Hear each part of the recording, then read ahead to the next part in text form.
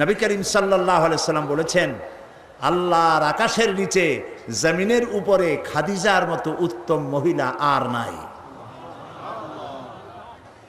হযরত আয়েশা বলেন, নবীজি একদিন এক রাতে আমার কাছে ঘুমানো ছিলেন। আমি ঘুম থেকে জেগে দেখি নবীজি নাই। মনে মনে চিন্তা করলাম কোথায় গেলেন, বোধহয় অন্য কোনো স্ত্রীর ঘরে গেছেন। আমি চুপিসারে খোঁজ নিতে লাগলাম, কোনো ঘরে খবর পেলাম না। পরে দেখতে পেলাম রিয়াদুল জান্নার ভিতরে বসে নবীজি দুই হাত উঁচু করে কি যেন বলেন আর কান্দেন। আমি পিছনে গিয়ে হাত তুললাম, শুনতে পেলাম নবীজি মুনাজাত করতে করতে এক পর্যায়ে গিয়ে বলছেন, রব্বুল আলামিন, কিয়ামতের ময়দানে যেদিন বাপ তার সন্তান হারায় ফেলবে, মা তার সন্তান হারিয়ে ফেলবে, সন্তান মায়ের চিনবে না, ওই দিন ওই কঠিন হাসরের ময়দানে আমি যেন আমার খাদিজারে হারায় না যাই। মোনাজাত শেষে হযরত আয়েশা বলছেন, ইয়া রাসূলুল্লাহ, এই একটা বুড়ির বিয়ে করছিলেন, 25 বছর বয়সে 40 বছরের বুড়ি। এই বুড়ির কথা এখনো আপনার মনে জাগে? এর থেকে ভালো কুমারী মেয়ে তো আপনি বিবাহ করেছেন। নবীজির মুখখানা মলিন হয়ে গেল। আল্লাহর নবী বলেন, আয়েশা, খাদিজা সম্পর্কে এমন কথা জীবনে কোনোদিন তুমি আমার সামনে আর এরকম বলো না। কারণ হলো তোমরা সবাই আমার সুদিনের স্ত্রী, আর খাদিজা আমার এমন সময়ের স্ত্রী যখন মক্কা নগরীতে মুহাম্মদের পা রাখার জায়গা ছিল না। সমস্ত সম্পদ উজাড় করে দিয়েছে আমার জন্য, ইসলামের জন্য। না খেয়ে থেকেছে রাতের পর রাত, দিনের পর দিন। আরবের সব থেকে ধনশালিনী নারী, সমস্ত সম্পদ উজাড় করে দিয়েছেন আল্লাহর দ্বীনের জন্য। হযরত আয়েশা বলেন, আমাদের ঘরের ভিতরে তেমন গোশত রান্না বান্না খুবই কম হতো। আধপেটা অনাহারে অর্ধাহারে আমাদের দিন চলতো। যেদিন কোনো ভাগ্যক্রমে কোনো গোশত আসতো অথবা কোনো ছাগল দুম্বা জবাই হতো, নবীজি গোশতগুলি ভাগ করে স্ত্রীদের ঘরে ঘরে দিয়া নিজে একটা পটলার ভিতরে কয়েক টুকরা গোশত নিয়ে মদিনার রাস্তায় ঘুরে বেড়াতেন। খাদিজার কোনো বান্ধবী পাওয়া যায় নাকি? খাদিজার কোনো আত্মীয়া, কোনো বান্ধবী পাওয়া যায় নাকি? প্রিয় ভাই সাহেব, নবী করিম সাল্লাল্লাহু আলাইহি ওয়াসাল্লাম স্ত্রীদেরকে ভালোবাসতেন। হাদিস থেকে শোনাচ্ছি, হযরত আয়েশা কুমারী মেয়ে, তাকে বিয়ে করেছেন নবী করিম সাল্লাল্লাহু আলাইহি ওয়াসাল্লাম। গভীর রাত, চাঁদনি রাত, আধো আধো জ্যোৎস্না প্লাবিত রাত। নবীজি বলছেন, আয়েশা চলো আমরা একটু পায়চারি করে আসি। মরুভূমির ভিতরে গিয়ে বললেন, ওই যে একটা জিনিস দেখা যায়, চলো তো দৌড় মারি, কে আগে যায় দেখা যায়। বিশ্বনবী স্ত্রীর মনোরঞ্জনের জন্য দৌড় প্রতিযোগিতা করতেছেন। তাও সুবহানাল্লাহ কইতে ইচ্ছে করে না। দৌড়াইয়া হযরত আয়েশা রাদিয়াল্লাহু তাআলা আনহা তিনি আগে চলে গেলেন, রাসূলুল্লাহ পিছনে পড়ে গেলেন। হযরত আয়েশা খুব আনন্দ করলেন, দেখলেন আপনি কিন্তু দৌড়ে আমার সাথে পারলেন না। বাস এর কয়েক বছর পর আরেকদিন এইভাবে দৌড়ের প্রতিযোগিতা হলো রাতের বেলায়। আজকে হযরত আয়েশা বলছেন, ওই দিনের তুলনায় আমার শরীরটা স্থূল হয়ে গেছে, আমি একটু মুটিয়ে গেছি। দৌড়াইয়া আমি পিছনে পড়ে গেলাম, রাসূল আগে উঠে গেলেন। আমি হাঁপাতে হাঁপাতে যখন নবীজির কাছে গিয়ে দাঁড়িয়েছি, রাসূলুল্লাহ তাবাসসুম মুস্কি হেসে আমার দিকে তাকিয়ে বলছেন, আয়েশা, ওই সেই দিনের প্রতিশোধ আজ নিলাম। সুবহানাল্লাহ, সুবহানাল্লাহ। কিসের ইউরোপ, কিসের আমেরিকা, ইসলামী সভ্যতার জুতার কাছেও দাঁড়াতে পারবে না তারা। ওরা আজকে কি বলে, বিশ্ব কি দিবস, নারী দিবস পালন করে। বিশ্ব নারী দিবস, বিশ্ব মাতৃ দিবস, বিশ্ব ভালোবাসা দিবস। বিশ্ব ভালোবাসা দিবস ওদের দরকার, যাদের সারা বছরে কোনো ভালোবাসা নাই, তাদের জন্য একটা দিন ভালোবাসার বনিতা করা লাগে। আমার লাগে না, কারণ আমার জন্মই হয়েছে ভালোবাসার মধ্য দিয়ে। আর দ্বীন ওয়ান নাসিহা, ইসলাম মানেই হলো ভালোবাসা। সুবহানাল্লাহ, ইসলাম মানেই হচ্ছে ভালোবাসা। আমার জন্য আলাদা কোনো ভালোবাসা দিবসের দরকার নেই। ওই সেই 97-তে ওই হুজুররা যখন ক্ষমতায় ছিলেন, সেই সময় বিশ্ব ভালোবাসা দিবস পালন করতেছে। কি ভালোবাসা দিবস? কলেজ বিশ্ববিদ্যালয়ের ছাত্র ছাত্রীরা সরোয়ার্দী উদ্যানের গাছের গোড়ায় বসে গেছে, সব জোড়ায় জোড়ায় বাকবাকুম পায়রা। বিশ্ব ভালোবাসা। এক মন্ত্রী ঢাকা বিশ্ববিদ্যালয়ের টিএসসি মিলনায়তনে বক্তৃতা করলেন, বিশ্ব ভালোবাসা দিবসে আজ আমি ঘোষণা করতে চাই, বিল ক্লিন্টন মনিকা প্রেম অমর হোক। মন্ত্রী বললেন। আমি পার্লামেন্টে ধরলাম তাকে, বললাম, মাননীয় স্পিকার, বিল ক্লিন্টন তার মেয়ের বয়সী মনিকার সাথে যে কাজটা করেছে, সে কাজের জন্য বিল ক্লিন্টন নিজেই অনুতপ্ত। টিভি এবং রেডিওর মাধ্যমে গোটা জাতির কাছে ক্ষমা চেয়েছে। আর হিলারির পাও রাতের বেলায় কতবার ধরেছে হিলারি আর তিনিই জানেন। যে অপরাধের জন্য তিনি নিজে অনুতপ্ত, সেই অপরাধের বিষয়টা নিয়ে একটা মন্ত্রী কতটা চারিত্রিক দিক থেকে হীনমন্য হলে ছাত্রছাত্রীর সামনে বলতে পারে বিল ক্লিন্টন মনিকা প্রেম অমর হোক। বললাম, মাননীয় স্পিকার, একদিকে নাচুনে বুড়ি, আরো যদি পায় ঢোলের বাড়ি, তাহলে অবস্থাটা কোথায় গিয়ে দাঁড়ায়? আমার দেশে, মুসলমানদের দেশে বিশ্ব ভালোবাসা দিবসের কোনো প্রয়োজন নাই। বিশ্ব নারী দিবস পালন করা, বিশ্ব কন্যা দিবস পালন করা ওদের দরকার, যার দেশে নারীর কোনো মর্যাদা নাই, যেখানে কন্যার কোনো মর্যাদা নাই, যেখানে মাতৃত্বের পিতৃত্বের মর্যাদা নাই, সেখানে প্রয়োজন। আমার দেশে প্রয়োজন নাই। দিবস পালন করতে করতে এখন কিসব দিবস পালন করতেছে। কালকের পত্রিকায় দেখলাম বিশ্ব পায়খানা দিবস। আমি জানি না আপনারা বিশ্বাস করবেন কিনা, আমার নিজের চোখ দিয়ে দেখছি, নিজের চোখ দিয়ে দেখছি। পত্রিকাটার নাম আমি নিলাম না, এটা জঘন্য পত্রিকা, এখন বুঝে নিতে পারে। বিশ্ব পায়খানা দিবস, নওজুবিল্লাহ, মানে তালাশ করে পায় না, করবে কি? এরপরে দেখলাম ঢাকায় দেওয়ালে লেখা বিশ্ব চিন্তা দিবস। তো বিশ্ব চিন্তা দিবসের এটার থিমটা কি, করবেটা কি? তো যারা আয়োজক তারা বলল যে আমরা ওই বিশ্ব চিন্তা দিবসে রাস্তার মোড়ে মোড়ে বসে চিন্তা করব যে আদৌ কোনো ব্যাপারে আমরা চিন্তা করতেছি কিনা। নওজুবিল্লাহ, পাগল কি গাছে ধরে? প্রিয় ভাই সব, আল্লাহ রাব্বুল আলামিন নারীর অধিকার দিয়েছে, কোরআন দিয়েছে, হাদিস দিয়েছে। বুক ভরে বলেন আলহামদুলিল্লাহ। প্রিয় ভাই সব, ইসলাম দিয়েছে নারীর অধিকার। রাসূলুল্লাহ বলছেন, আদ-দুনিয়া কুল্লুহা মাতাউন ওয়া খায়রুল মাতাইদ দুনিয়া ইমরাতুস সালিহা। এই পৃথিবীর সব কিছু হলো সম্পদ, তার মধ্যে শ্রেষ্ঠ সম্পদ হচ্ছে সালেহা, নেককারিনী, সতীসাধ্যী নারী। আলহামদুলিল্লাহ বলেন।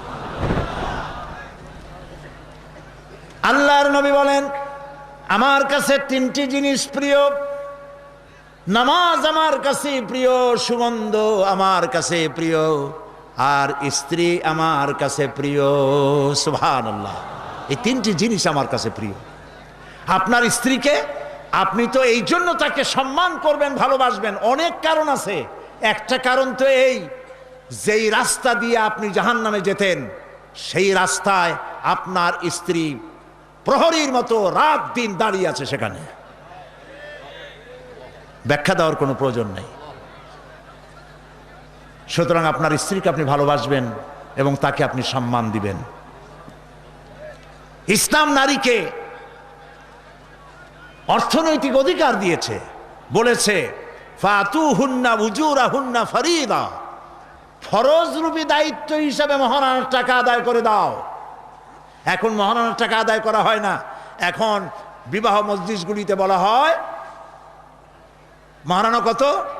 মহারণা হচ্ছে 21,21,101 টাকা, 11,11,101 টাকা। একটা 1 টাকা থাকা লাগবে।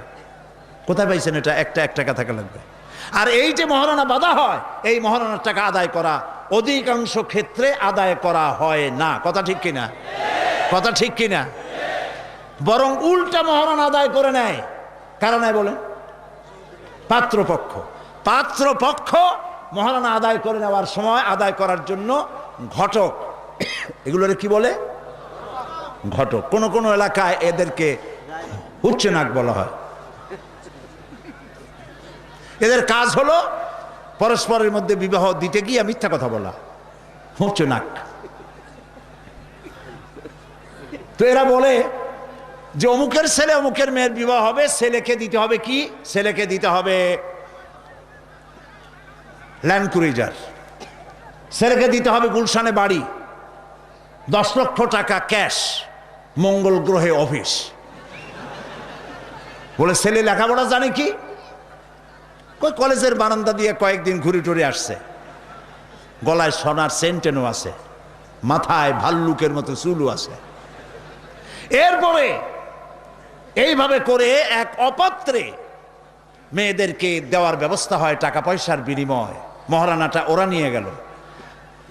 বিবাহে যদি উপহার দেয় শ্বশুর পক্ষ, পাত্র কি বলে কন্যা পক্ষ, পাত্রপক্ষকে যদি সোনা দেয়, দানা দেয়, টাকা দেয়, সব জায়েজ আছে, সুন্নত। কিন্তু চাইয়া নেওয়া যাবে না। দাবি করে নেওয়া, ডিমান্ড করে নেওয়ার নামই হলো যৌতুক। এটার নাম কি? চট্টগ্রামে কি বলে? যৌতুক। এই যৌতুক হলো শ্বশুরের সাথে এক প্রকারের কৌতুক। এইভাবে করে সাইয়া টাকা আদায় করা হারাম। সাইয়া টাকা আদায় করা কি? আজকের এই বিশাল তাফসীরুল কোরআন মাহফিলে আমি জানতে চাই যে এই যাদের ছেলে আজ পর্যন্ত বিয়া দেন নাই, বিবাহ দিতে গিয়ে কন্যা পক্ষের কাছ থেকে হারাম সাইয়া যৌতুক আদায় করে ছেলে বিয়ে দিবেন না, এই রকমের লোক ওয়াদা করতে পারবেন না? মনে করবেন এই কথা যে আল্লাহ মাহফিলে আজকে আসলাম কেন? আচ্ছা দেখি তো, যারা ছেলে বিয়ে দেন নাই তারা ওয়াদা করবেন এই কথা বলে যে আমার ছেলে বিবাহ দিতে গিয়ে যৌতুক এক পয়সাও, 1 থেকে নিয়ে 1000 কোটি যা হোক, যৌতুক চাইবো না, বিনা যৌতুকে ছেলে বিবাহ দেব। কারা কারা দেবেন? ছেলেওয়ালারা হাত তোলেন তো। ও মাশাআল্লাহ, বাচ্চা পোলাপান হাত উঠেছি কি কামে? তোমরা তো মা ভাও নাই এখন। হাত নামান। জি, ভবিষ্যতে হাত নামান, হাত নামান। আলহামদুলিল্লাহ বলেন। যৌতুক এক সামাজিক ব্যাধি, এই ব্যাধি বন্ধ করতে হবে এবং চট্টগ্রাম থেকেই এটার আন্দোলন শুরু হবে ইনশাআল্লাহ। বলেন ইনশাআল্লাহ। প্রিয় ভাই, সব যারা বিবাহ করে নাই সেসব যুবকদের বিবাহ করা লাগবে কিনা? লাগবে কিনা? হ্যাঁ, ফুর্তি হয়ে একটু জোরেই বলতেছে লাগবে। এই বিবাহ করতে গেলে শ্বশুর যদি ঘড়ি দেয় বলবা আলহামদুলিল্লাহ, যদি শেরওয়ানি দেয় আলহামদুলিল্লাহ, যদি কিছু না দেয় নাউজুবিল্লাহ, নাকি?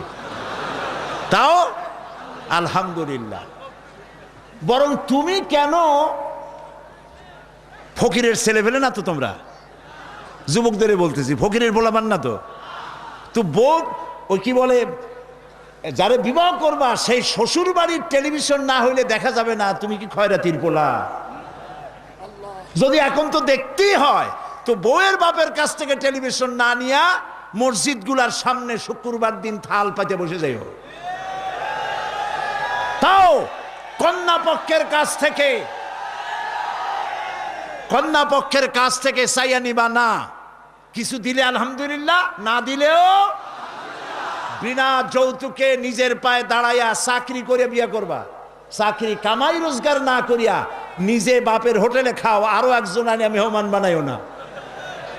কাজ করবে, চাকরি করবে, ব্যবসা করবে, তারপরে নিজের টাকা দিয়া, বাপের টাকা দিয়া বিয়ে করিয়া বউরে রানী বানাইয়া ভালোবাসার সিংহাসনে বসাবে, তাকে কোনো কিছু খোটা দিবে না। এটা এই জন্য বলি, বাংলাদেশে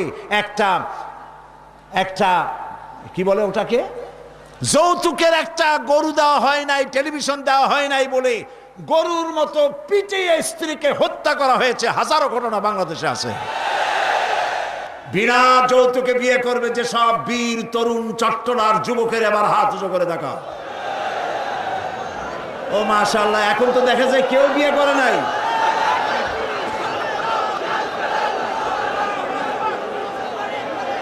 আচ্ছা, হাত নামান, হাত নামান, আলহামদুলিল্লাহ বলেন, হাত নামান। এই যে ভাই, আমি কিন্তু বুঝতে পারি দাঁড়াইছেন কেন, কোমর ব্যথা করতেছে বোধহয়। বসেন, কোমর ব্যথা আল্লাহ ভালো বানাই দেবেন, জোরে কোন আমিন।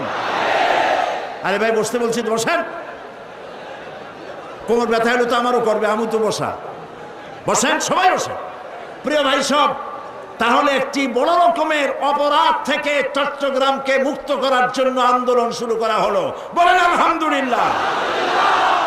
প্রিয় ভাই সব, আল্লাহ তাআলা এই নারী যখন বিবাহ হলো, আল্লাহ তাআলা তাকে অধিকার দিলেন, শিক্ষার অধিকার, লেখাপড়ার অধিকার, পড়ার অধিকার, সব অধিকার দিলেন।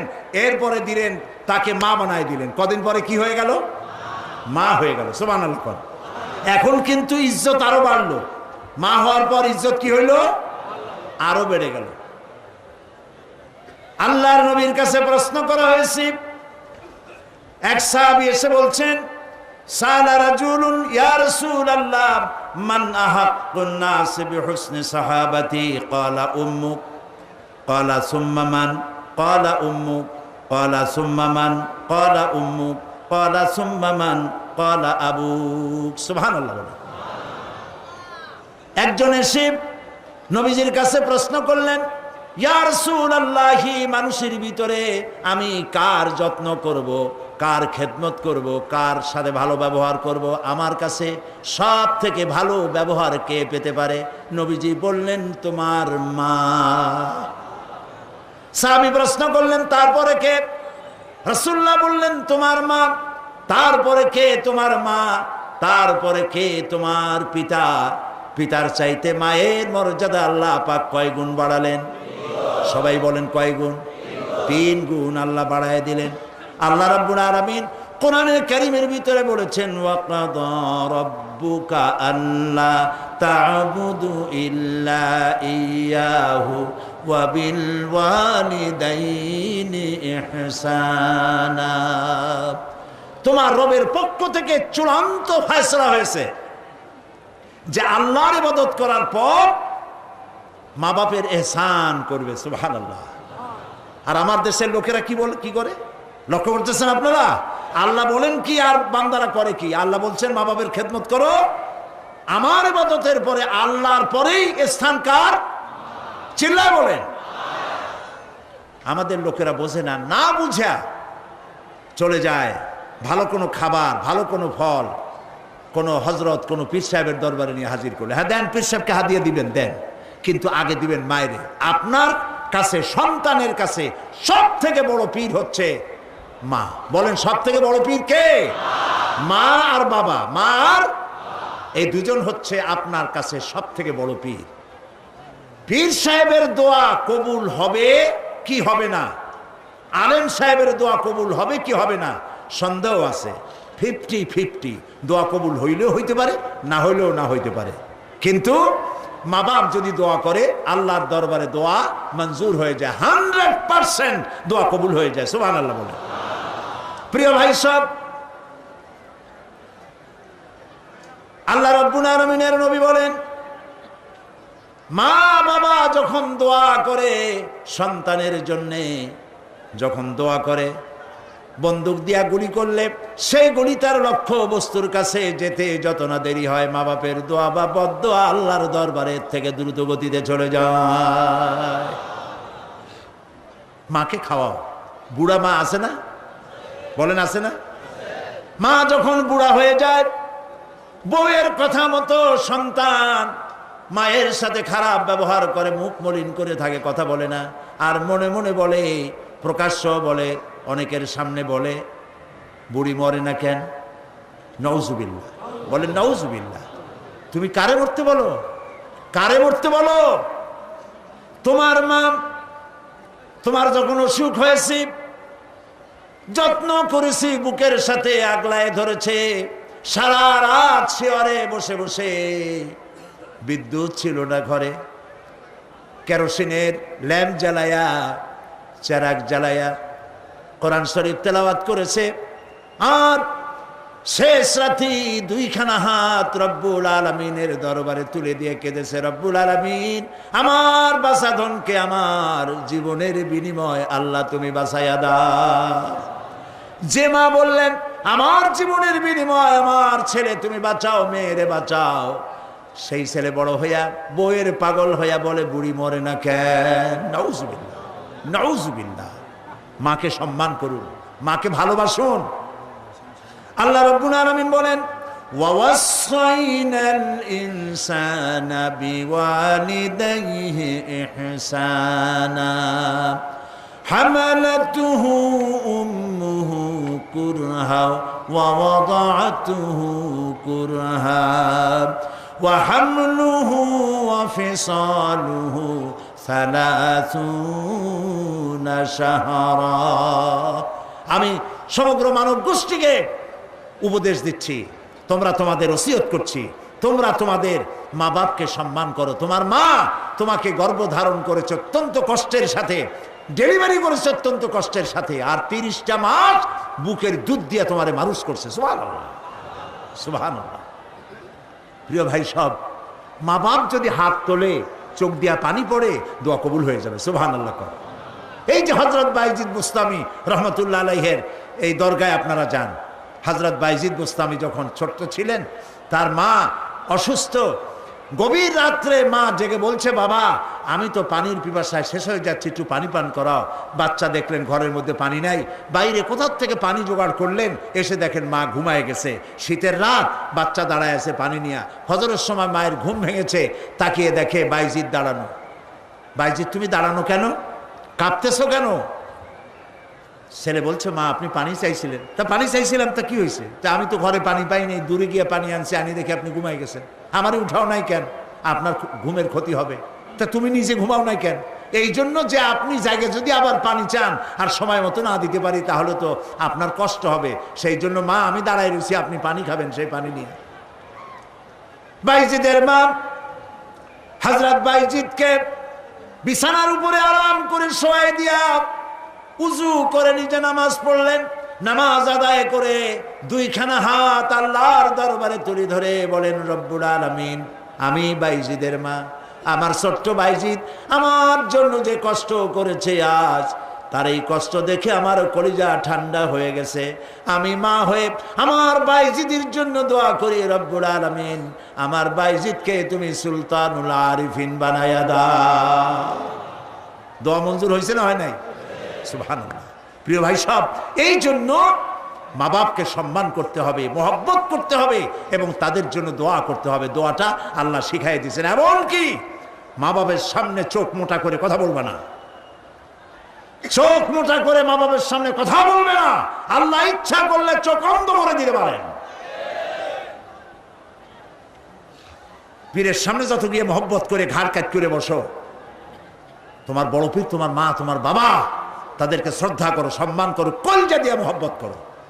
মা বাপকে একটা কথা বিশ্বাস করুন, মনে রাখেন, মা বাপকে যে যত বেশি সম্মান করবে, মহব্বত করবে, মর্যাদা দেবে, তার জীবনে সম্মানের আর রুজির কোনো অভাব হবে না, হবে না, হবে না।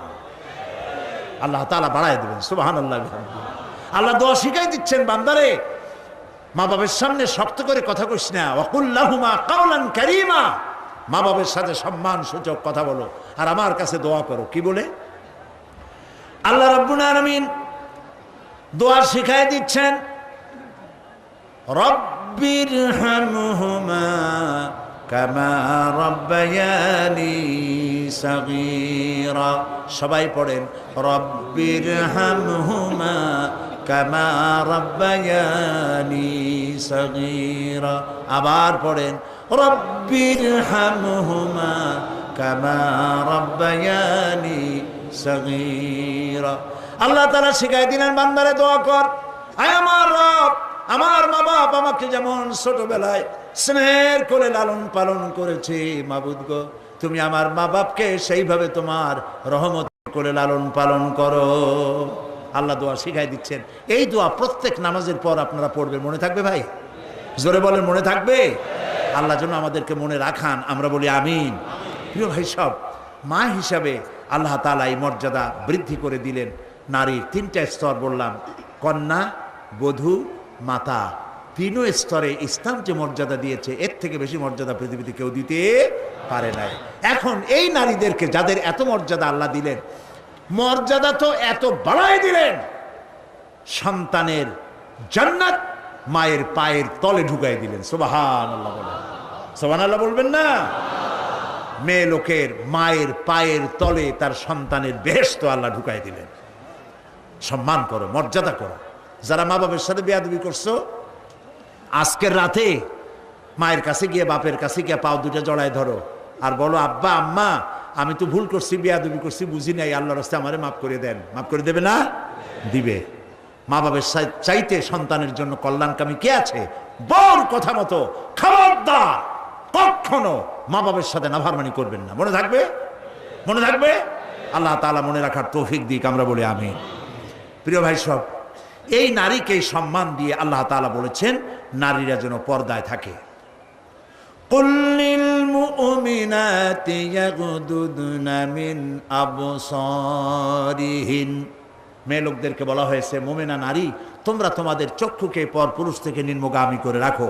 ওয়াহফাজনা ফুরুজাহুন্না, আর তোমাদের যৌনাঙ্গ সমূহ এগুলিকে তোমরা হেফাজতে রাখো, এগুলি লজ্জাস্থান সমূহ হেফাজতে রাখো, যা মানুষকে দেখিও না। ওয়াকারনা ফি বুয়ুতিকুন্না ওয়ালা তাবাররাজনা তাবাররুজাল জাহিলিয়াতিল উলা, আর তোমরা তোমাদের ঘরের মধ্যে থাকো। ওই জাহিলিয়াতের যুগে যে ধরনের সাজসজ্জা করে রাস্তায় বেরোতো, ঠাক ঠামক করত, রূপচর্চা করত মানুষের সামনে, পরপুরুষের সামনে, জাহিলি যুগের মতো তোমরা বেরিও না। কে বলতেছেন? আল্লাহ বলতেছেন, আল্লাহ পাক বলছেন ওয়াকারনা ফি বুয়ুতিকুন্না, ঘরের মধ্যে থাকো। এই ঘরের মধ্যে থাকার অর্থ কিন্তু এই নয় যে ঘরের মধ্যে পড়ে থাকো, লেখাপড়া করো না, চাকরি বাকরি করো না, এটা কিন্তু নয়। বরং নবী করিম সাল্লাল্লাহু আলাইহি সাল্লামের যুগে মহিলা সাহাবীরা ব্যবসা করেছেন। কেউ আতরের ব্যবসা করেছেন, কেউ ফলের ব্যবসা করেছেন, কেউ খেজুরের ব্যবসা করেছেন, এবং এই মহিলারা নার্সের দায়িত্ব পালন করেছেন। যুদ্ধাহত সৈন্যদেরকে নার্সিং করেছেন, যুদ্ধের ময়দানেও তারা কাজ করেছেন। কাজী ঘরের মধ্যে থাকো, তার অর্থ হলো ঘরের মধ্যে যে পরিবেশটা থাকে পর্দার পরিবেশ, যখন বাইরে যাবে তখনও এই পর্দার পরিবেশটা নিয়ে যাবে। যখন বাইরে যাবে বোরখাটা পরে যাইও, বোরখাটা পরলে ওইটা একটা ঘরের মতো, বোরখার দরজাও আছে, জানালাও আছে, আছে না? যেখানে সুযোগ আছে জানলা খুলে দেন, মুখের কাপড়টা উঠাইয়া দেখেন যেখানে সুযোগ আছে, আর যেখানে সুযোগ নাই জানলা বন্ধ করে দেন, ঠিক না? এই বোরখা পরতে বলা হয়েছে, বোরখা পরে চলবেন। এই বোরখাটা একটা নিয়ামত। বাংলাদেশ নিয়ে কথা বলি, এই বাংলাদেশে আজ পর্যন্ত যত নারীর মুখে অ্যাসিড পড়েছে, একটা দৃষ্টান্ত চাই। আপনারা বলেন আমাকে যে বোরখা পরা একটা মেয়ে লোকের মুখে অ্যাসিড পড়েছে, প্রমাণ দেন। পারবেন প্রমাণ দিতে? পারবেন? কেন পারবেন না বলেন? কারণটা কি? কারণ হলো এই, মেয়ে লোকটা যখন বোরখা পরলো সে আল্লাহর হুকুম পালন করলো। কার হুকুম পালন করেছে? আর তখন আল্লাহর দায়িত্ব হয়েছে নারীর সতীত্বের এবং তার শরীরের হেফাজতের দায়িত্ব নেওয়া। এই জন্য বোরখা পরা নারীর মুখে অ্যাসিড পড়ে না। মা বোনেরা যারা আজকে রাস্তায় বসে, প্যান্ডেলে বসে, বিভিন্ন জায়গায় বসে, বাড়িতে বসে আমার কথা শুনছেন, আমি মা বোনদেরকে বিনীতভাবে আরজ করি, যখন আপনি বোরখা ছেড়ে, যে সব মেয়েরা রূপচর্চা করে চুল পিছনে ছেড়ে দিয়ে লিপস্টিক লাগায়া রূপচর্চা করে যখন কোনো দোকানে যায়, তখন দোকানের সেলসম্যান বলে, ভাবি আসেন আসেন, এই শাড়িটা পরলে আপনার দারুণ মানাবে। আরে শয়তান, শাড়ি বদলে মানাবে কিনা তার স্বামী বলবে তুই কেনা। এখন দোকানদার যদি ভাবি বলে, তাতে কি মর্যাদা বাড়ে? বাড়ে না। আপনি দেখেন, বোরখা পরেন, চাদর পরেন, দোকানে যান, দোকানি বলবে খালাম্মা, সাসিয়াম্মা, বসেন বসেন, সম্মান করে বসতে দেবে এবং আপনার সামনে কাপড়গুলি খুলে ধরবে, যেটা আপনার প্রয়োজন নেবেন। তাহলে বোরখায় কি সম্মান কমায় না বাড়ায়? কমায় না বাড়ায়? মা বোনেরা বোরখা পরুন, চাদর পরুন। আপনার মেয়ে কলেজ গোয়িং, ইউনিভার্সিটি গোয়িং, যেসব বয়সপ্রাপ্ত মেয়ে আছে, আল্লাহ কোরআনে বলেছেন এমন একটা চাদর পরো, যেই চাদরটা পরলে পরে মাথাটা, বুকটা, গলাটা ঢাকা হয়ে যায়, এমন একটা চাদর পরো। এই চাদর পরা মুসলমানদের জন্য ফরজ। মুসলমানদের জন্য কি? আজ ফ্রান্সের প্রেসিডেন্ট জ্যাক শিরাক, এই জ্যাক শিরাক এক বিরাট সাংঘাতিক একটা বাজে কাজ করেছে। তিনি তার দেশে কলেজে, বিশ্ববিদ্যালয়গুলোতে মুসলিম মহিলাদের মুখে চাদর পরা, হিজাব পরা নিষিদ্ধ ঘোষণা করেছে। আমরা আজকে চট্টগ্রাম তাফসীরুল কোরআন মাহফিলের লক্ষ লক্ষ মানুষের উপস্থিতিতে বাংলাদেশের কণ্ঠ বাতাসে মিশিয়ে দিচ্ছি। পত্রিকার মাধ্যমে যদি সাংবাদিকরা পৌঁছাতে পারেন ভালোই হবে। অনেক ভালো ভালো সাংবাদিক আছে যারা মাহফিল এখানের মধ্যে সীমাবদ্ধ থাকে না, তাদের লেখার মাধ্যমে এই চট্টগ্রাম তাফসীরের মাহফিল ছড়িয়ে যায় গোটা বাংলাদেশ তথা বিশ্বের বিভিন্ন জায়গায়। ওই সব সাংবাদিকদেরকে ধন্যবাদ জানাই আর প্রাণ খুলে দোয়া করি, আল্লাহ এদের কলমকে আরো শানিত বানিয়ে দাও। আপনারা আমাদের কথা লেখেন, আমরা জ্যাক শিরাককে বলছি, আপনি যে কাজটি করতেছেন এটা আপনি প্রেসিডেন্ট হয়ে, ইউরোপের একটি বড় রকমের রাষ্ট্রের প্রেসিডেন্ট হয়ে মানবাধিকার লঙ্ঘন করেছেন। মুসলমানদের পর্দা বন্ধ করার কোন এখতিয়ার আপনার নয়, যেমন আপনার এখতিয়ার নাই কোন পাদ্রীর লম্বা জামা অথবা ক্রসকে নামিয়ে ফেলার জন্য। আপনি বলতে পারেন, পারে বলতে? রবিবার দিন গির্জায় যেতে বন্ধ করতে পারেন? রবিবার দিন গির্জায় যাওয়া যেমন তার ধর্মীয় কাজ, গলার ভিতরে ক্রস লাগানো যেমন তার ধর্মীয় কাজ, আমার মুসলমান মেয়েদের পর্দা করা, হিজাব করা তেমন আল্লাহর নির্দেশিত কাজ। আমরা গোটা বাংলাদেশের পক্ষ থেকে, এই মাহফিলের পক্ষ থেকে জ্যাক শিরাককে নিন্দা জানাই এই কাজের জন্য। আমরা আহ্বান জানাবো, পৃথিবীর মধ্যে কোন রাষ্ট্র যা করে নাই, আপনি সেই খারাপ দৃষ্টান্ত করে আপনার কপালকে খারাপ করবেন না। প্রিয় ভাই সব, নারীর জন্য আল্লাহ পর্দা করেছেন, আর এই পর্দা হলো তাদের জন্য নিয়ামত। সেই নিয়ামত তারা ধারণ করবেন, আল্লাহ তাআলা তাহলে সন্তানগুলো ভালো বানাই দিবেন। কোন আলহামদুলিল্লাহ, বলেন আলহামদুলিল্লাহ। আচ্ছা বলেন, মৃগনাভি কস্তুরী ছাগলের পেটে হয় না হরিণের পেটে হয়? হরিণের পেটে হয়। হরিণ থাকে কোথায়? গাছের মধ্যে পর্দার আড়ালে। ছাগল থাকে কোথায়? মাঠে ঘাটে, পথে ঘাটে, যেখানে সেখানে। কাজী ছাগলের মৃগনাভি তো ভালো, দড়ি ধরলেও গোসল ওয়াজিব হয়ে যায় দুর্গন্ধের ঠেলা। আর জঙ্গলের ভিতরে হরিণ থাকে, মৃগনাভি কস্তুরী আল্লাহ দান করেন, যার সুগন্ধ এখানে নাড়া দিলে সারা মাহফিল বিমোহিত হয়ে যাবে। আল্লাহর নিয়ামত পর্দায় থাকে। নারীদেরকে আল্লাহ পর্দায় থাকতে বলেছেন। এই পর্দায় থাকলে পরে কস্তুরী সম সন্তান আল্লাহ দান করবেন। আর যদি পর্দায় না থাকেন, যে সন্তান হবে হবে মিস্টার বল্টু বাবু, মন্টু মিয়া। ভয়ের চোটে মানুষ অস্থির, তার চোখ গর্তের ভিতরে কি খাইছে, চোখ গেছে গর্তের মধ্যে। 2 কেজি চাউল বাবা যায় 2 চোখে, চুল মাথা দিয়ে ঝুলানো। প্যান্ট পরছে, সে প্যান্ট পরা অবস্থায় সেলাই করছে না কেমনে করছে আল্লাহ জানে।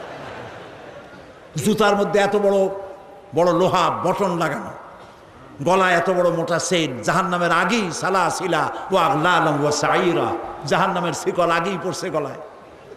রাস্তায় মানুষে দেখে আর বাপ বাপ করে পলাইতে থাকে, বলতে থাকে আল্লাহ এই শয়তানেরে গজব দাও, এই শয়তানেরে যে মায় পেটে রাখছে তার কলেরা দাও, ওর বাপেরে বসন্ত দাও। আর ছেলে যদি ভালো হয়, মানুষ দোয়া করে, আরে এই ছেলেটা এত ভালো, আল্লাহ এই ছেলেটির প্রতি রহম করো, এই ছেলের যে মায় পেটে রাখছে সে মায়ের রহম করো, ওর বাপের রহম করো। সুবহানাল্লাহ। নেক সন্তান পাওয়ার জন্য পর্দায় থাকা আপনার জন্য জরুরি। মা বোনেরা পর্দায় থাকুন এবং নিজের সৌন্দর্য পরপুরুষকে দেখাবেন না। আপনার সৌন্দর্য আপনার পিতার জন্য নয়, ভাইয়ের জন্য নয়, ছেলের জন্য নয়, কারোর জন্য নয়, শুধুমাত্র একমাত্র কেবলমাত্র স্বামীর জন্য। এই সুন্দরী প্রতিযোগিতার কথা সেদিন বলেছি। বাংলাদেশে বিভিন্ন সাবান কোম্পানির পক্ষ থেকে সুন্দরী প্রতিযোগিতা, ফটোজেনিক কি ফটো সুন্দরী, মিস ফটো সুন্দরী জেনিক না কি একটা কপালের ছাড়া, জি এগুলি করতেছে, এগুলি তারা করতেছে, বিভিন্ন জেলা শহরে করতেছে।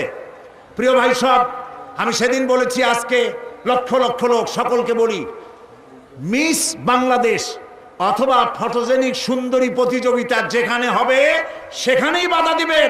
ফটোজেনিক সুন্দরী প্রতিযোগিতা বাংলাদেশের মাটিতে হতে দেওয়া হবে না।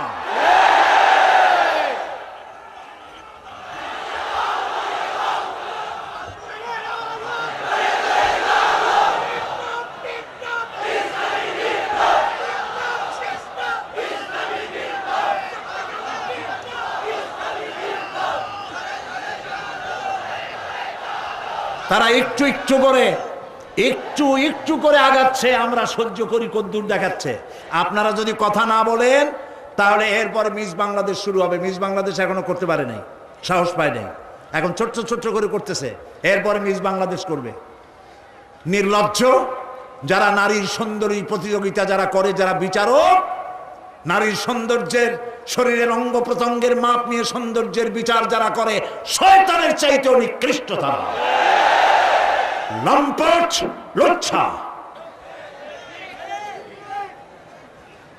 আমাদের দেশকে কোনো অবস্থাতেই আমরা অশ্লীলতার পথে ধাবিত হতে দিতে পারি না। আমি সেদিনও বলেছি, এই রোগ তাড়াতে গিয়ে যুবকদেরকে জেনার দিকে আকৃষ্ট করা হচ্ছে। একটা সাইনবোর্ড লাগাইছে, যৌন রোগে টেনশন নাই, কি জানি লইলে, হ্যাঁ, নাউজুবিল্লাহ বলেন। এটা কেমন কথা? আপনি লিখবেন এইডস রোগ হচ্ছে মরণ ব্যাধি, ধর্মীয় অনুশাসন মানলে পরে এইডস রোগ থেকে বাঁচা যায়। এটা দেখুন, যে লিখেছেন, যে ব্যক্তি লিখেছে এই স্লোগান, যার মাথায় আসছে সে নিশ্চয়ই চরিত্রবান না লম্পট। লিখেছে এই যৌন রোগে, বলেন না কি মুখস্থ, যৌন রোগে রেহাই নাই, কন্ডম লইলে টেনশন নাই, তার মানে কন্ডম নিয়ে জেনা করো। নাউজুবিল্লাহ বলে। আমি সব জায়গায় বলে এসেছি, চট্টগ্রামের পুলিশ কমিশনার, চট্টগ্রামের ডিসি, আপনারা এই সাইনবোর্ড ভাঙেন।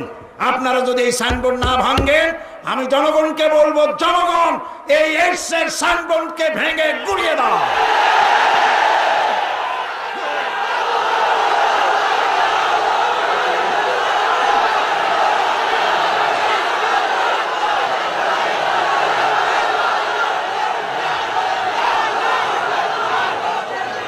প্রিয় ভাই সব,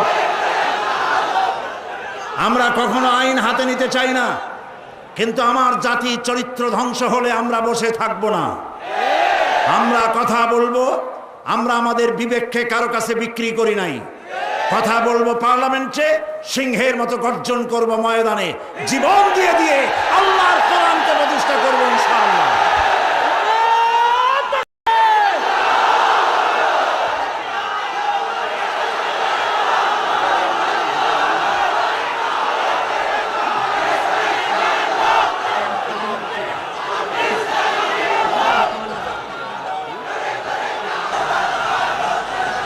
প্রিয় ভাই সব, আমরা কখনো আইন হাতে নিতে চাই না, কিন্তু আমার জাতি চরিত্র ধ্বংস হলে আমরা বসে থাকবো না। আমরা কথা বলবো, আমরা আমাদের বিবেককে কারো কাছে বিক্রি করি নাই। কথা বলবো পার্লামেন্টে, সিংহের মতো গর্জন করব ময়দানে, জীবন দিয়ে দিয়ে আল্লাহর কোরআনকে প্রতিষ্ঠা করবো ইনশাআল্লাহ।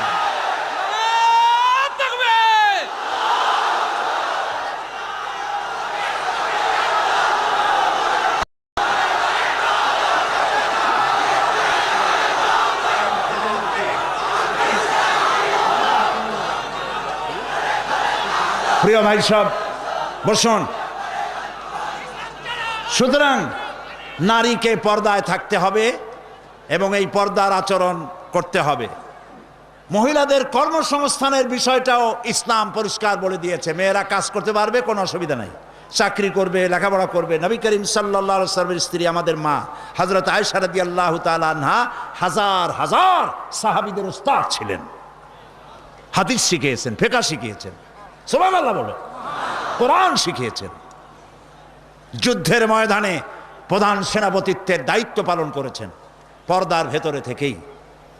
সুতরাং আমাদের মাতৃজাতি, আমাদের নারী সমাজ লেখাপড়া করতে পারবেন, চাকরি করতে পারবেন, সব পারবেন, তবে একটি কাজ হলে তাদের চাকরিগুলি নিরাপদ হয়।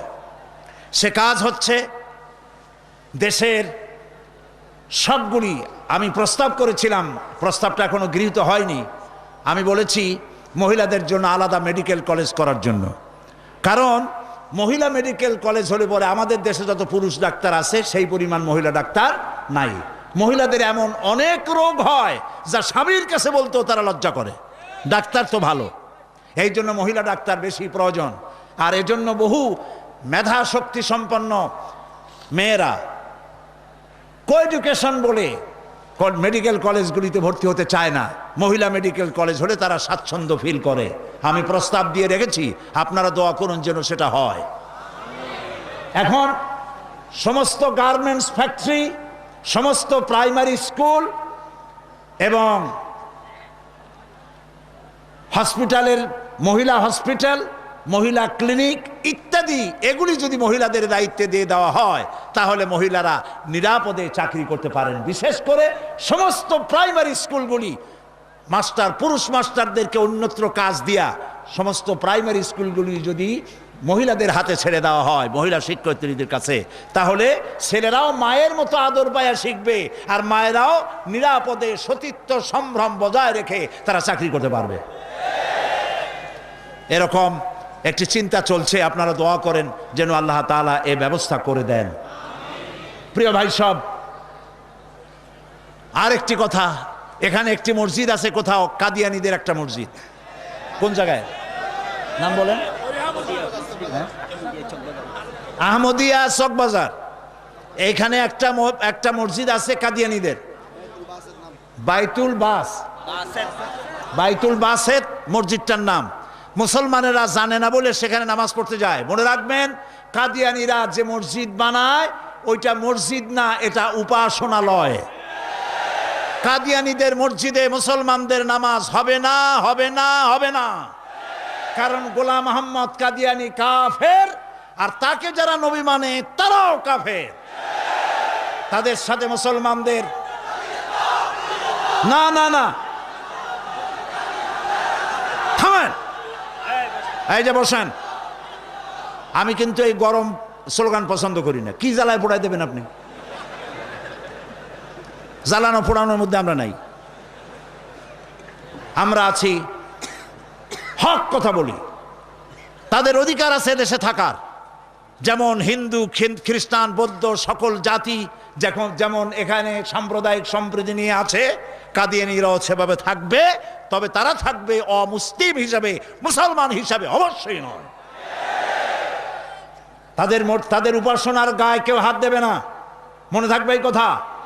আমাদেরকে কোরআনে নিষেধ করা হয়েছে কারো মন্দির ভাঙবে না, কারো গুরুদুয়ারা, কারো গির্জা, কারো চার্চ, কারো প্যাগোডায় হাত দিবে না, ভাঙবে না, এবং কারো দেবতাকে গালি দিবে না, আমার আল্লাহ বলেছেন। মনে থাকবে এই কথা। সুতরাং তাদের উপাসনালয় হাত দেওয়া যাবে না। যেমনি বানাইছে তেমনি থাকুক, তারা নামাজ পড়বে। আমি আমার জনগণকে সতর্ক করছি, ওদের মসজিদ নয়, উপাসনালয়। ওটাকে মসজিদ বলা জায়েজ নাই, এটা উপাসনালয়। কোন মুসলমানের নামাজ এখানে হবে না, মনে থাকবে। মাথা গরম করবেন না কখনো। ইসলাম এই মাথা গরমে পছন্দ করে না। আস্তে আস্তে কোনো জায়গায় নিজেরা বসে বসে বোমা বানাইয়া তারপর আন্দাজে যাই এক জায়গায় হামলা করবেন, ইসলাম এটা মানে না, ইসলাম এটা বলে না। আপনি মাথা ঠান্ডা করবেন এবং আইন শৃঙ্খলা মেনে কাজ করবেন। নিজের ইচ্ছা মতো গোপন হামলা করা, গোপনে অস্ত্র তৈরি করা ইসলামের কোনো অনুমোদন নাই। এই জন্য আজকেও বলি, বাংলাদেশে হরকতুল জিহাদ, জামাতুল মুজাহিদিন সাহায্য করেন, আর কি হিজবুত তাওহীদ, হিজবুত তাহরীর, জুমরাতুল মাসাকিন, এই জাতীয় যতগুলি নতুন নতুন সংগঠন হয়েছে, এদেশের মুসলমানদের সাথে কোনো সম্পর্ক নাই।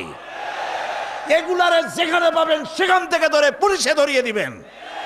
এরা বাংলাদেশের দুশ্মন, এরা মুসলমানদের দুশ্মন।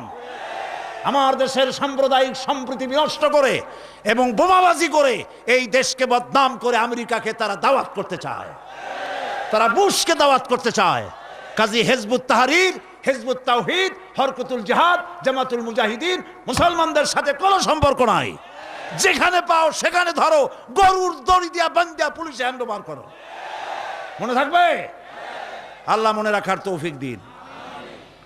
প্রিয় ভাই সব, আমাদের এই স্বাধীন সার্বভৌম বাংলাদেশ আল্লাহ তাআলা যেন দয়া করে এই দেশকে কোরআনের প্রতিষ্ঠার জন্য আল্লাহ যেন হামওয়ার করে দেন, বলেন আমিন। এত মুসলমান কোরআনের কথা শুনতে যে দেশে আসে, সেই দেশে ইসলাম কায়েম হতে দেরি হয়, বড় আফসোস লাগে, কষ্ট হয়। আসুন আমরা সবাই মিলে কোরআনের রাজ কায়েমের আন্দোলনে শরীক হয়ে যাই। আন্দোলন করবেন না, আপনার কোনো দাম নাই। হতে পারেন আপনি বড় মুহাদ্দিস, হতে পারেন আপনি বিশাল চিন্তাবিদ, কিন্তু আন্দোলনের সাথে নাই, আপনার দাম নাই। একটা হাতি, একটা পাগলা হাতি যদি চন্দনপুরা অথবা এদিকে কি পুরো আছে, আরে কও না কেন কথা, এই যে আশেপাশে কত পুরো আছে, একদিক দিয়ে এসে ঢুকলো, একটা হাতি যদি ঢোকে তাহলে বাড়িঘর ভাঙ্গা মেসমার করে দিতে পারে, পারে না? কিন্তু হাতি যতই পাগলা হোক, যতই বন্য হোক, যতই শক্তিশালী হোক, একটা রেজিমেন্টের সামনে একটা হাতি কিচ্ছু না। আন্দোলন হচ্ছে রেজিমেন্ট, আন্দোলনে শরীক হও। কোরআন প্রতিষ্ঠা করতে যারা জীবন বাজি রেখে সামনে চলে এসেছে, সেই লাইনে সামিল হয়ে যাও। প্রিয় ভাই সব, আজকে আর আমি কথা বাড়াবো না, কারণ অনেক দূর যেতে হবে। বাংলাদেশের বিভিন্ন জেলা থেকে লোকেরা এসেছেন, আমি 10টার মধ্যেই শেষ করতে চাই। সেই জন্য দাঁড়ানো ভাইয়ের এবার বসেন, কাঙ্ক্ষিত মোনাজাতের দিকে এগিয়ে যাচ্ছি। দোয়া কবুল হবে ইনশাআল্লাহ, বলি ইনশাআল্লাহ। এত লক্ষ লক্ষ লোকের চোখের পানি এবং তাদের আকুতি আল্লাহ ফেরত দিবেন না ইনশাআল্লাহ, বলি ইনশাআল্লাহ। আজকে কয়জন? আজকে 13 জন ইসলাম কবুল করার জন্য চলে এসেছে। বলো লা ইলাহা ইল্লাল্লাহু মুহাম্মাদুর রাসূলুল্লাহ। আল্লাহ ছাড়া কোনো ইলাহ নাই, মাবুদ নাই, উপাস্য নাই। মুহাম্মদ সাল্লাল্লাহু আলাইহি ওয়াসাল্লাম আল্লাহর প্রেরিত রাসূল। আশহাদু আন লা ইলাহা, একটু জোরে বলো, লা ইলাহা ইল্লাল্লাহু ওয়াহদাহু লা শারীকা লাহু ওয়া আশহাদু আন্না মুহাম্মাদান আবদুহু ওয়া রাসূলুহু। আমি সাক্ষ্য দিচ্ছি আল্লাহ ছাড়া কোনো ইলাহ নাই, মাবুদ নাই, উপাস্য নাই। তিনি এক, তিনি একক, তার কোনো অংশীদার নাই।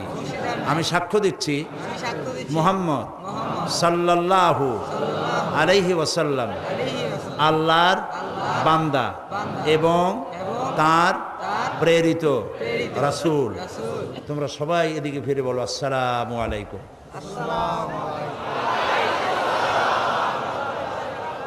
এরা এই তরুণ যুবক 13 ভাই ছিল মুশরিক, হয়ে গেল আমাদের তাওহীদবাদী ভাই।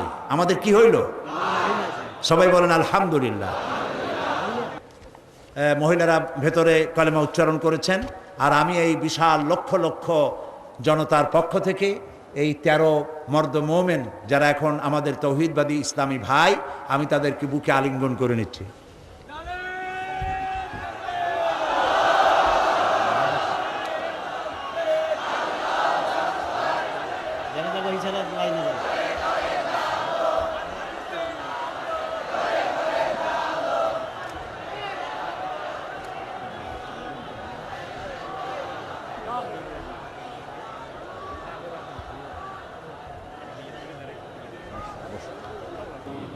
মোনাজাতের পূর্বক্ষণে যে কথাটি বলতে চাই, একটু পরেই আমরা এই মিলন মেলা ভেঙে যাবে, যার যার বাড়ির উদ্দেশ্যে মানুষ রওনা করবে।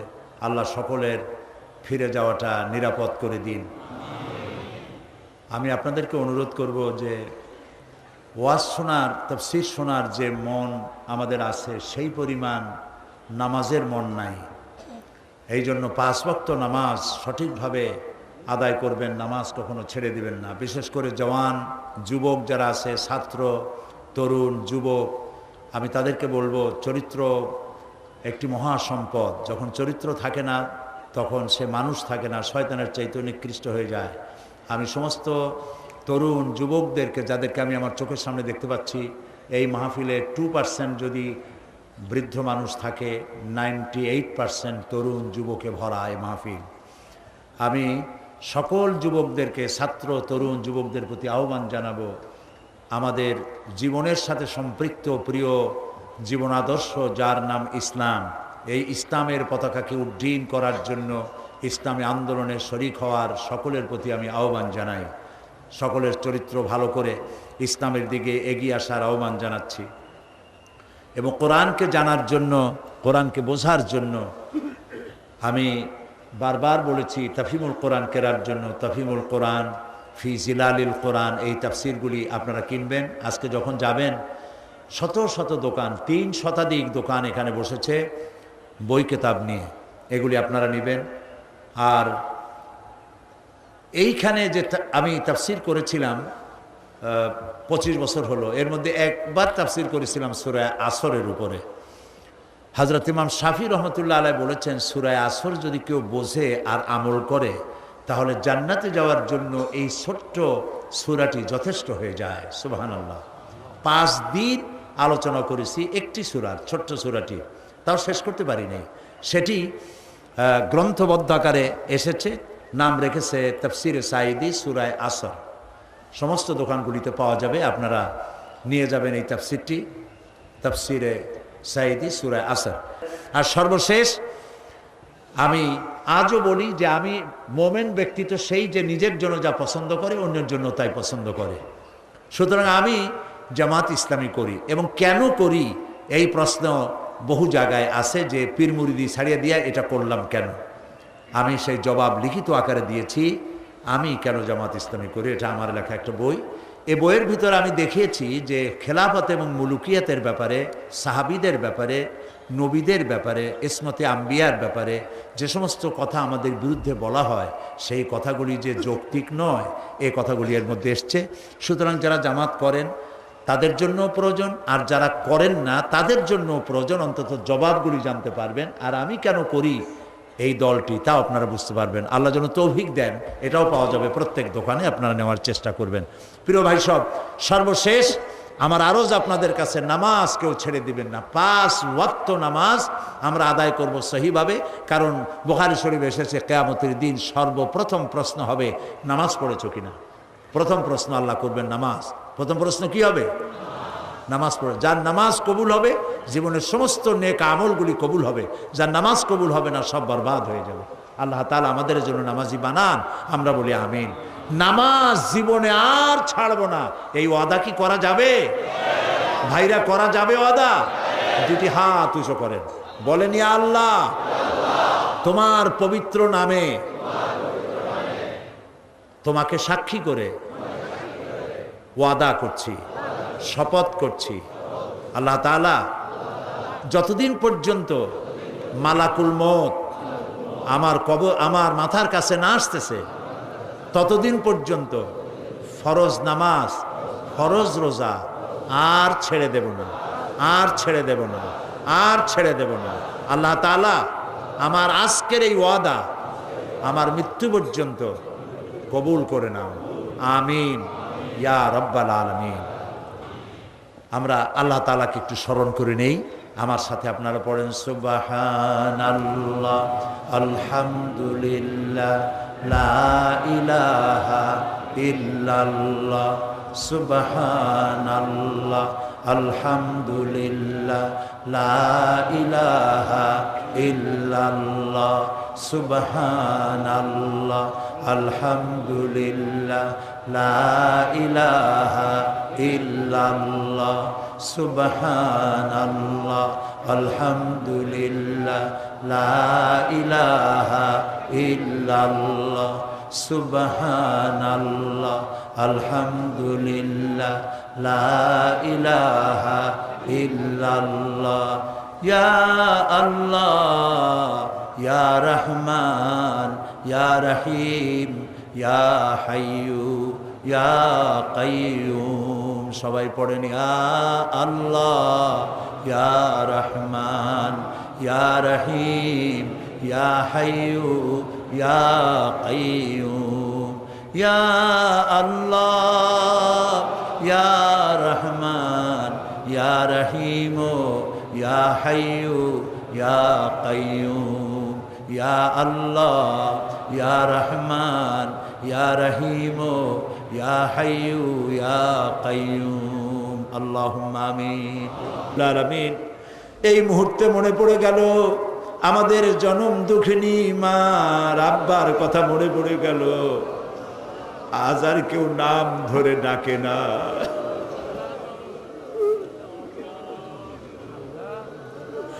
বাপজান যারা মারা গেল বাবু,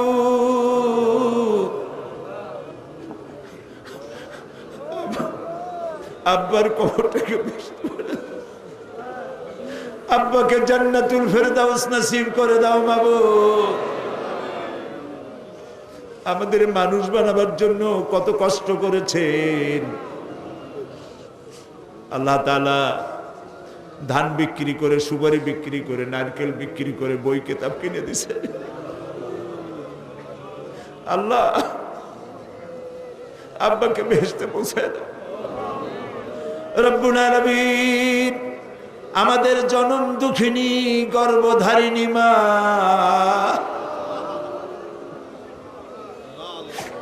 একটা অক্ষর মা, সারা দুনিয়ার মধু ঢুকাই দিছো বাবু তুমি রব্বুল আলামিন। মা যারা হারাইছে আল্লাহ মায়ের কবরটাকে জান্নাত বানাইয়া দাও আল্লাহ গো। মা আমাদের যাদের বেঁচে আছে সুস্থ রাখো, ভালো রাখো, খিদমত করার তৌফিক দাও আল্লাহ। কোরআন হাদিসে যা পড়ছি সেই অনুপাতে মা বাবার খেদমত করতে পারি নাই, মাফ করে দিও আমাদেরকে বাবু আল্লাহ। আমাদের মা বাবা যাদের বেঁচে আছে পরনির্ভর যেন হয় না, সুস্থ থাকতে ইমানের সাথে নিয়ে নিও বাবু রব্বুল আলামিন।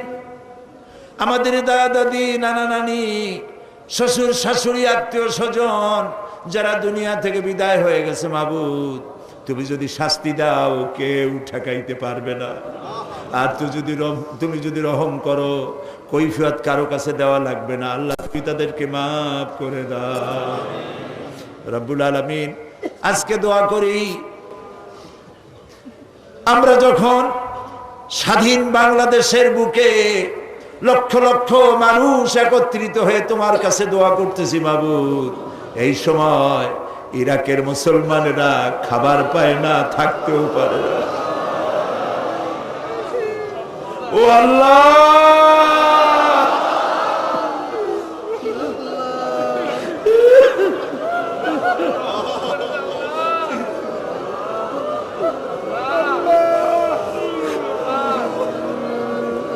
ইরাকের আল্লাহ, ইরাকের পাকদামান মেয়ে লোকদের গায়ে হাত দিতেছে কাফের সৈন্যরা। আল্লাহ আমরা গুনাহ করছি ঠিক, তাই বলে তুমি কাফের দিয়ে মারবা আমাদের আল্লাহ।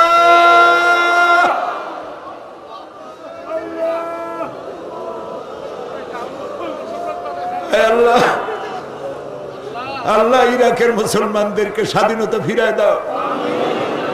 আমেরিকার যত সৈন্য আসছে, বিদেশের যত কাফের সৈন্য আসছে, হয় তাদের মুসলমান বানাও, আর নইলে যত বিদেশি সৈন্য আসছে সবগুলির কবর বানায় দাও, একটাও যেন বাড়ি ফিরে না যায় আল্লাহ। আল্লাহ প্যালেস্টাইনের মুসলমানদের কথা কি মনে করা যায়? ইহুদিরা কামান দিয়ে গোলা মারে, আর প্যালেস্টাইনের গোলাপ ফুলের মতো বাচ্চা ছেলেরা ইট পাথর দিয়ে মোকাবেলা করে। আহারে আল্লাহ, প্যালেস্টাইনি মুসলমানদের হাতে প্যালেস্টাইন উঠায় দাও রব্বুল আলামিন।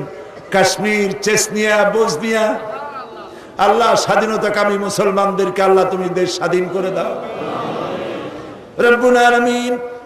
আমাদের প্রিয় জন্মভূমি বাংলাদেশ আল্লাহ তাআলা এই দেশের উপর রহমত নাজিল করো। সন্ত্রাসের জ্বালায়, অপহরণকারীদের জ্বালায় দেশটা বদনাম করে ফেলাইলো মানুষ বড় আশা করে ভোট দিছিল বাবু, খাইয়া না খাইয়া ভোট দিছিল বাবু। আল্লাহ, এই সন্ত্রাসীগুলা দেশটার ইজ্জত মারল। যাদেরকে হাইজ্যাক করে নিয়ে গেছে, কিডন্যাপ করে নিয়ে গেছে, তার বউর অবস্থা কি, তার ছেলে মেয়ের অবস্থা কি বাবু? প্রায় দেখা যায় কাগজের সমানে মানুষ মারতেছে। আল্লাহ, এই সন্ত্রাসী জানোয়ার গুলারে তুমি হেদায়েত করে দাও। এই সন্ত্রাসী খুনি পশু গুলারে আল্লাহ তুমি হেদায়েত করে দাও। যদি ওদের কপালে হেদায়েত না থাকে, নমরুদ, হামান, সাদ্দাতের মতো কলেরা দিয়া, গজব দিয়া বিদায় করে দাও আল্লাহ তাআলা। আল্লাহ, শয়তানগুলোর উপরে গজব নাজিল করো। আল্লাহ, আমাদের দেশের আলেম এই ওলামারা গত 5 বছর খুব মার খাইছে, মাদ্রাসাগুলি বন্ধ করে দিছে, আবার তারা পায় তারা করতেছে বাবু। আলেমদের কপাল খারাপ বাড়ে ওরা বাবু। কোরআনের এই কথাগুলি বলার অবস্থা কিয়ামত পর্যন্ত তুমি জারি রাখো বাংলাদেশে। আল্লাহ তাআলা, তুমি আমাদের মুখের দিকে তাকায় দেখো তো, আমাদের ঈমান তুমি এখন আরশে আজিম থেকে আমাদেরকে দেখতেছো, আমরা কোথায় বসে আছি।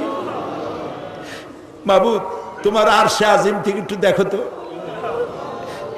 বান্দারা আসামির মতো বসছে মাথা নিচু করে। রাস্তায় মানুষ, বাড়িতে মানুষ, গাছে মানুষ, মানুষ আর মানুষ কান্দে।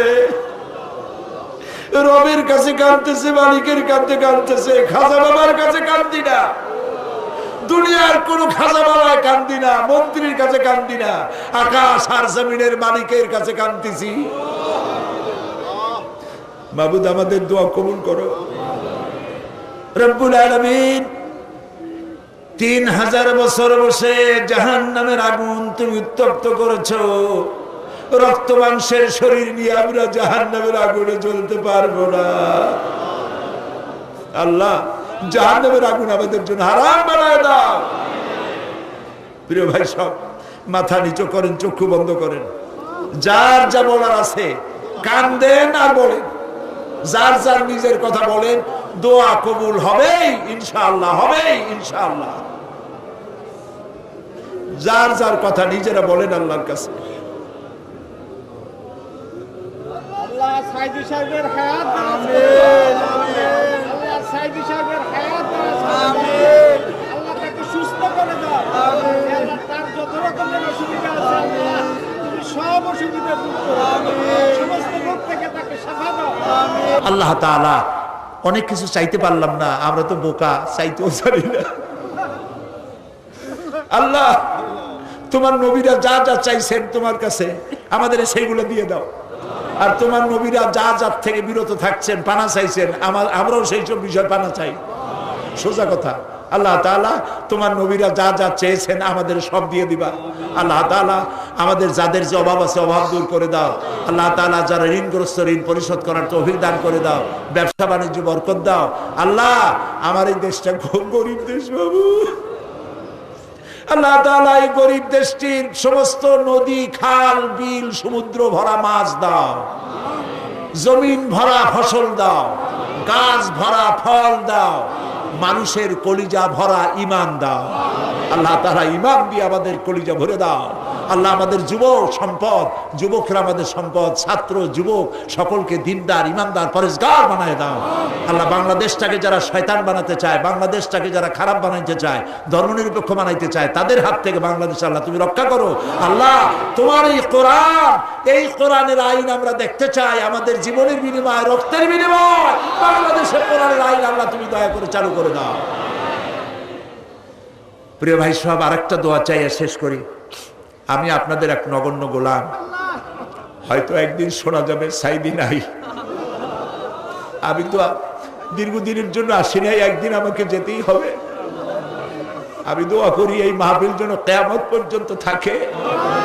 আর যেদিন আপনাদের কানে এই ধরনের শব্দ আসবে যে সাইদি নাই, আপনারা শুধু আমার জন্য আল্লাহর কাছে দোয়া করবেন, আল্লাহর জন্য কিয়ামতে শুধু যদি বলেন আমাকে তোরে মাফ করে দিলাম, এর থেকে আমি কিচ্ছু চাই না। আর একটা দোয়া চাই, আমার বিরুদ্ধে একটা মিথ্যা মামলা দায়ের আছে সুপ্রিম কোর্টে। আজকে সকল সুপ্রিম কোর্টের সুপ্রিম কোর্ট সকল বিচারপতির মহাবিচারপতির কাছে হাত তুলেছে, মাবুদ একটা মুশরিকের সামনে তোমার গোলামকে আল্লাহ লজ্জিত করো না বাবু।